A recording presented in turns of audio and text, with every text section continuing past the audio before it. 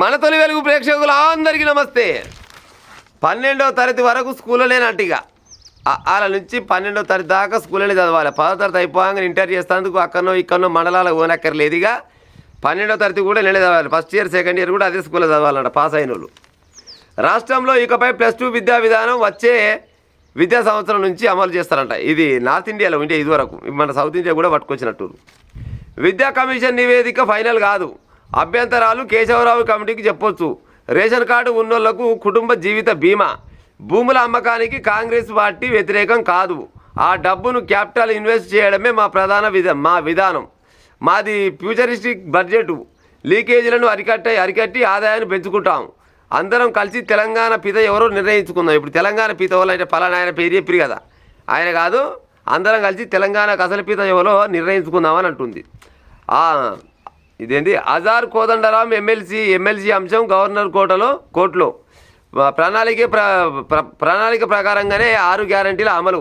మూసి ప్రక్షాళన విషయంలో ముందుకే వెళ్తాం కానీ వెనకకు మాత్రం తగ్గేది లేదు. బీఆర్ఎస్ అబద్ధాల మాయలో పడ్డ గాంధీ మనవడు. మరి గాంధీ మనవడికి ఏమైందో పాడైపోను. డ్రగ్స్ కేసుపై బీజేపీ నేతలు ఎందుకు స్పందించలేదు? మీడియా చిట్ చాట్లో సీఎం రేవంత్ రెడ్డి చెప్పిండు. డ్రగ్స్ కేసులో మీరు బీజేపీ వాళ్ళు స్పందిస్తలేరంటే అలా అందరికి సోపతి కాలేనా? వాళ్ళకి సోపతి కాదు, డ్రగ్ కేసులో పట్టుకున్న వాళ్ళు బీజేపీ వాళ్ళకి సోపతి వాళ్ళు లేయాలి, కాంగ్రెస్ వాళ్ళకి సోపతి, ఆల్రెడీ బీఆర్ఎస్ వాళ్ళు లేయాలి. అది అందరికీ ఎరుకుని వచ్చినాయి. కానీ 12వ తరగతి వరకు స్కూల్లోనేనంట. అంటే ఇక నుంచి 1వ తరగతి నుంచి మొదలుకుంటే 1 నుంచి 10 అయిపోగానే బయటకు కొనక్కర్లేదు. 12వ తరగతి కూడా అలానే చేయాలంట. ఓకే, ఇది మంచి ముచ్చటే. ఇంకేమి చెప్తుండు? అందరికీ బీమా, ఆరోగ్య ధీమా. 3,24,234 కోట్ల బడ్జెట్ అంట. 3,24,234 కోట్ల రూపాయల బడ్జెట్. ఇది ఇంప్లిమెంట్ అయితే బాగానే ఉంటుంది కానీ మరి ఎంతవరకు చేసుకోవచ్చు చూడాలి. అందరికీ బీమా, ఆరోగ్య ధీమా. బడ్జెట్లో కొత్త పథకాలను ప్రకటించిన రేవంత్ రెడ్డి సర్కారు. సకల జనులపై వరాల జల్లులు. రేషన్ కార్డుదారులకు ఇందిరమ్మ జీవిత బీమా పథకం. రాష్ట్రంలో 1.15 కోట్ల కుటుంబాలకు 5 లక్షల బీమా. కుటుంబ పెద్ద ఏ కారణంతో మరణించినా కానీ పరిహారం అందుతుందంట. పాఠశాల విద్యార్థులకు అల్పాహారం, పాలు, రాగిజావా ఇస్తారా? ఇంకా ఇంటర్ విద్యార్థులకు అల్పాహారం, మధ్యాహ్న భోజనం. ఇంటర్ చేస్తుల్లో కూడా అల్పాహారం, మధ్యాహ్నం భోజనం పెడతారంట. మంచిగానే ఉన్నాయి. ఇంకా పట్టాలపైకి ప్రభుత్వ ఉద్యోగుల నగదు రహిత ఆరోగ్య పథకం. దేశంలోనే తొలిసారిగా ఉద్యోగులకు ప్రమాద బీమా స్కీము. ఉద్యోగి ప్రమాదంలో మరణిస్తే కుటుంబానికి 1,20,00,000 అన్నట, 2 లక్షలు అన్నట.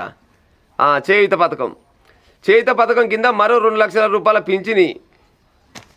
సీఎం ఓవర్సీస్ ఎంప్లాయ్మెంట్లో యువతకు ఉపాధి. ఏటీసీ విద్యార్థులకు నెలకు 2,000 ఉపకార వేతనం. ఈ ఏడాది ఎక్సైజ్ నుంచి అదనంగా 4,000 కోట్ల రూపాయలు పిండే ప్లాన్ చేస్తున్నారంట. ఇవన్నీ మంచిగానే ఇచ్చారు కానీ మరి ఇవన్నీ ఇంప్లిమెంట్ అవుతుండొచ్చు. నాన్నలా ఇవన్నీ అమల్లో అయితే నిజంగానే సూపర్ పని చేసిర్రా కాంగ్రెస్ వాళ్ళు అనుకుంటారు. మరి ఇంప్లిమెంట్ అవుతుండొచ్చునా? ఇంప్లిమెంట్ కాడికి వస్తారకల్లా అంటే అమలు అయ్యేటానికి వస్తారకల్లా ఇక పక్కదారి పడుతుంది. పక్కదారి పట్టి ఇక దానికి ఇంత పోయింది, దీనికి ఇంత పోయింది, అది చేసి ఇది చేసి చూస్తారకల్లానేమో బడ్జెట్ చూస్తేనేమో ఇంత పెద్ద 3 లక్షల కోట్లు, 3,24,234 కోట్ల రూపాయల బడ్జెట్ ఉంది. కానీ మరి అన్ని రకాలుగా పంచుకునే సరికల్లా దేనికి ఎంత ఇస్తున్నాం అనేది అర్థం కాదు. ఇప్పుడు వైద్యానికి చూసుకుందాం. వైద్యానికి ఎంత పెట్టినట్టు పోయినసారి 4% పెట్టిరు, 4% వైద్యానికి ఖర్చు పెట్టిరు. ఈసారి ఎంత పెట్టిరంటే 5, 1 పెంచిరు. వైద్యకు విద్యకు ఈ రెండిటికి మీరు సరైన బడ్జెట్ కేటాయిస్తే ఈ తెలంగాణ రాష్ట్రం కాదు భారతదేశంలో అయినా కానీ పేదరికం అనేది ఉండదు. మరి విద్యా వైద్యం కాడికి వస్తాల కల్లనే జర్రంతా వెనక పట్టుబడతారు. మరి ఏమక్కరకంటే విద్యా సంస్థలు ప్రైవేటు మొత్తం వీళ్ళ సోపతి కాలయ్యే. మళ్ళీ పోతే ఏది ప్రైవేట్ దవాఖానలు మొత్తం వీళ్ళ సోపతి కాలే వీలే. మొన్ననే చేసే కదా అదేదో హాస్పిటల్ పేరు ఇండియా గిడ రాసుకున్నాం, బాగా మర్చిపోతాను. ఏం పేరు? అవేంటన్నా బివెంటనా ఇండియా అవేంటనా కాదు, మెడికోవర్ దవాఖాన పోయి ఓపెన్ చేసి రాలే సారు. ఏమున్నా ఉన్నదా? ఎన్ని పడకల గదులతోటి మంచిగా సెంటర్ వేసి సూపర్ ఉంటుంది. అన్ని హంగు పొంగులతోటి అత్యాధునిక టెక్నాలజీతోటి ఈ హాస్పిటల్ ఓపెన్ అవుతుంది. అందరు రారి చూపించుకోరన్నారు. గసబోటి దవాఖానలు, మంచి కాలేజీలు ఓపెన్ చేసి చదువైనా కానీ వైద్యమైనా కానీ అందిస్తే ఈ తెలంగాణ రాష్ట్రానికి ఇంతకంటే మించింది ఇంకోటి ఏది ఉండదు. కానీ ఇది అమలు పరిచే విధానంలో మాత్రం వెనక పట్టుబడతారు. మళ్ళీ ఎవరో ఇంకటంటే మునుపటాటే మళ్ళీ దవాఖాన పోతే గదే చచ్చ దొరకాయి, గట్టే గోళీలు ఉండేవి, గదే సూదులు ఉండేవి, గదే మందులు ఉండేవి. ఇక గదే పని లెక్క చేస్తే గతంలో కేసీఆర్కి ఏం పని అయింది, ఇక గిన కూడా గదే పని అవుతుంది.